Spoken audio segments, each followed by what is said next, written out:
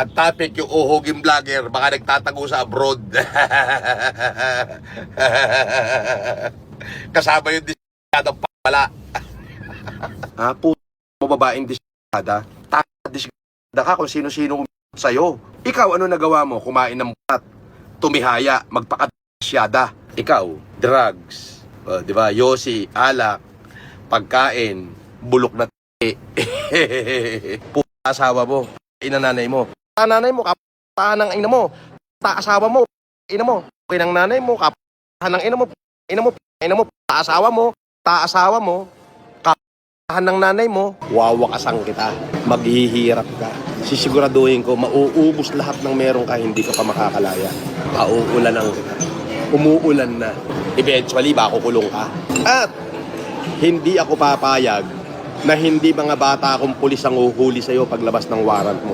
Doon pa lang sa hearing natin pakikiliti na kita ron Magbilang ka na ng araw mo. Enjoyin mo na yung oras mo sa laya. Ikaw naman na ipapasok ko sa hoyo. Saan siya pupunta? Sa tabi ng koneksyon ko. Nako? Kaya nangako na ako na papasok ko sa hoyo yan. Sana maipagtanggol nyo yung amo nyo kapag kinaladkad namin yan sa loob ng bahay niya. With posas. Okay? Sa probinsya namin, mahal ako ng tao. Respetado ako ng tao. Ipaglalaban nila ako. Dekilado si Ogam. Makikiliti siya ron. Lopez yung asawa niya, kilala nga yun. Wala akong pakialam kay Lopez. Kay Lopez yan, okay ka sino-sino pa yan. Lopez. Sampu ko yung mukha mo Pakialam ko kung Lopez. Pag buhay ko pa silang lahat Lopez ang asawa. Ipalo ko pa yung mukha ng asawa niya na Lopez Tatakutin mo ko sa isang gago na asawa Lopez? Gusto mo pag-buhin ko pa silang dalawa pag nagkita kami? Lopez ka pa dalalaba, tatakutin mo pa ako. Sab ko pa natin sa bukayan Ano pangalan? Achit pa Lopez? Paano yan? Ikaw na makakasuhan ng pamilya. Gawin nyo na! At tagal naman, anong kaso?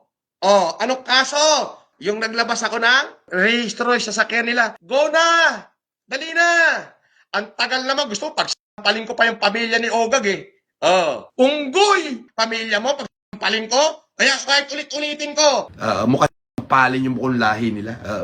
Sa totoo lang, kung talagang ituturing kong kaaway, pwede kong doon sa loob ng korte yung buong pamilya na yun. May isang matandang babae kasama yung pamilya. Feeling entitled, businesswoman daw. Mukhang feeling strong. Pero wala, mukhang butin.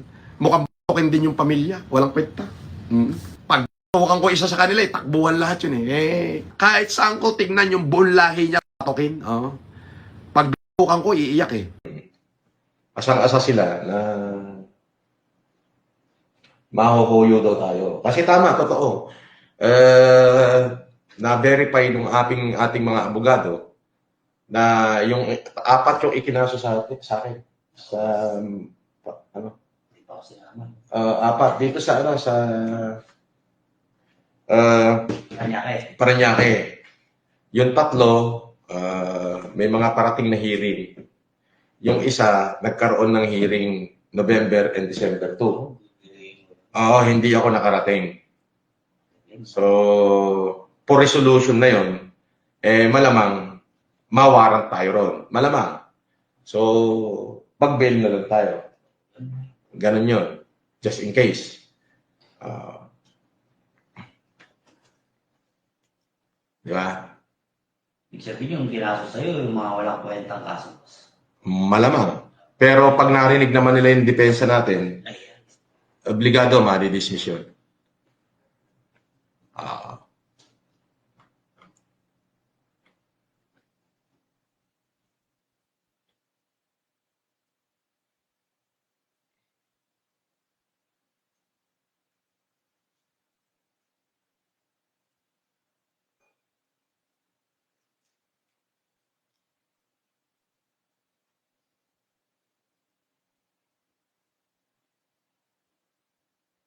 Sinungaling si Bonjing, wala naman pala ganap sa 24, pinagkalat pa sa social media for the views. Yes, totoo yan. Tama ka, Rich Kid.